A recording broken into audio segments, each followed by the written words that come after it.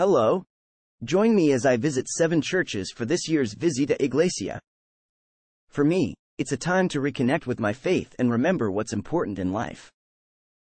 Church 1, St. Gabriel of Our Lady of Sorrows in Marikina City.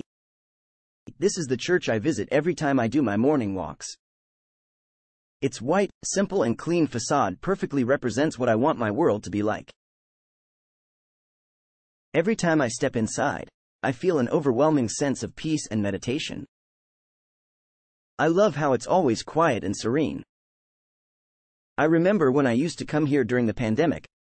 I would stand by the sidewalk and just stare at the facade and feel my worries slowly melting away. Church 2, Immaculate Conception Cathedral in Quezon City. This church reminds me of family and life goals. The Immaculate Conception Cathedral is just so huge and beautiful, with awesome art everywhere you look.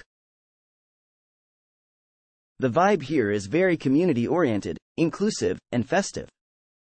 It feels like everyone is busy working towards a shared goal. As I was walking around the church, I couldn't help but marvel at the intricacy of the details on the ceiling and walls. Across the church is a bakery that symbolizes my entrepreneurial dreams. We just had to buy Pinapig ice cream from them before we left to support fellow small business owners. Church 3, Our Lady of Victories in Quezon City. This church was a surprise find during our Visita Iglesia. We had no idea this one existed, we just passed by it. The moment I saw the name, I knew we just had to visit because who doesn't need victories right now? The vibe here was very community and inviting.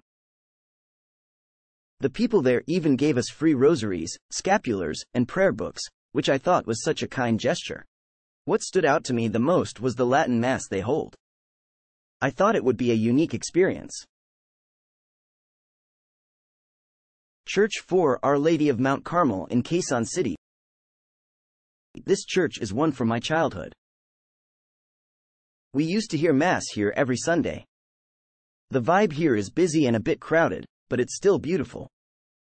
I love how the interior still retains its old-world charm. Church 5, Christ the King Church in Quezon City.